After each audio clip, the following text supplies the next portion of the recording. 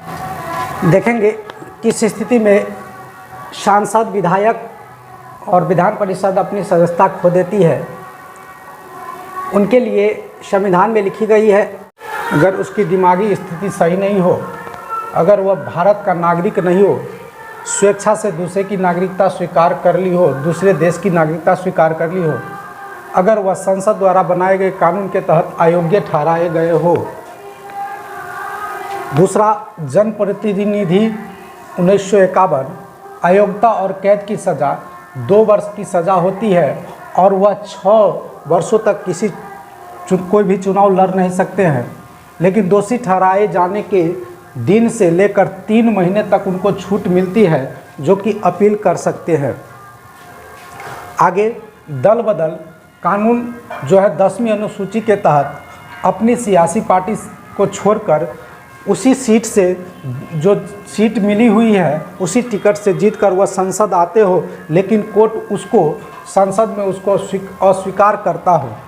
1977-78 के दौरान इंदिरा गांधी से छीनी गई सदस्यता, जो आपातकाल का समय थे, उस स्थिति में वह आपातकाल के दौर से गुजर रहे थे और वह उनकी हार हो गई। उस समय भारत के जो वर्तमान पार्टी रहे थे, जनता पार्टी की सरकार रही थी और उस समय प्रधानमंत्री मोरारजी देसाई थे। अब तक 6 लोगों की सांसदों की सदस्यता छीनी गई है, जिसमें 2 नई जो है वर्तमान में 23/3/2003 को सांसद राहुल गांधी की सदस्यता छीनी गई है। इनको 2 साल की सज़ा और 15,000 रुपया की जुर्माना और साथ ही उनको जमानत के लिए 10,000 रुपया जमा करनी पड़ी है, जिसके लिए उन्हें 30 दिनों तक वरीय कोर्ट तक, ऊपर वाले कोर्ट तक जा सकते हैं, 30 दिनों तक। अब तक जो है किन किन लोगों को सदस्यता छीनी गई है।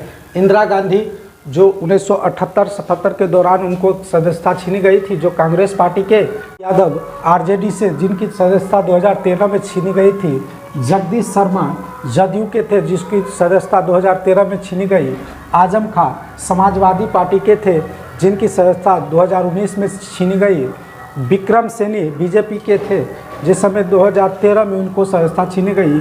अब राहुल गांधी कांग्रेस के, जिनकी सदस्यता 2023 में छीनी गई। यह कोर्ट, सूरत कोर्ट के द्वारा, जो कि कर्नाटक में भाषण के दौरान कहे गए थे, कर्नाटक में भाषण दिए थे उसके दौरान इनको, जो कि नीरव मोदी, ललित मोदी और सभी मोदी को ये चोर बोल के बोला हुआ था। इनको स्पीकर द्वारा एक नोटिस जारी किया गया। इंदिरा गांधी को 1 दिन के लिए जेल के अंदर जाना पड़ा और सुबह ही इनको जमानत मिली थी।